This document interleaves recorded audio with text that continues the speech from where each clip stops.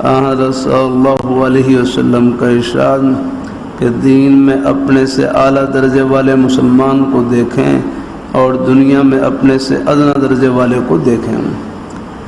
اللہ کے ذکر کی برکت سے ذاکر کو فرحت، چین اور سرور حاصل ہوگا۔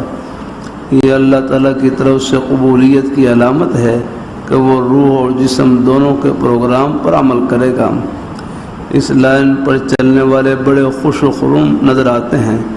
اگر ان سے پوچھا جائے تو کہتے ہیں اللہ تعالیٰ کا فضل ہے، دال روٹی مل رہی ہے۔ اس کے مقابلے میں وہ لوگ ہیں کہ جن کا پیٹ دوزخ بھرتا ہی نہیں، جن کے پیٹ کا دوزخ بڑھتا ہی نہیں۔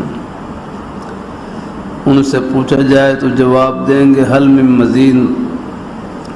پیٹ کا دوزخ اللہ کے نام سے بھرتا ہے، اگر اللہ کا نام نہ ہو تو پھر پیٹ کسی چیز سے نہیں بھرتا، اور حل من مزید کی صدا دیتا رہتا ہے۔ حدیث شریف میں آتا ہے دوزخ پر اللہ اپنا قدم مبارک رکھیں گے تو پھر یہ کہے گی قط ختم، بس بس۔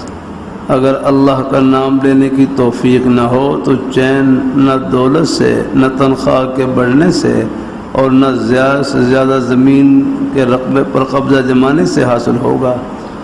وَمَنْ أَعْرَضَ عَنْ ذِكْرِي فَإِنَّ لَهُ مَعِيشَةً ضَنْكًا۔ جو شخص میرے ذکر قرآن سے منہ موڑے گا اس کے لیے زندگی تنگ ہوگی۔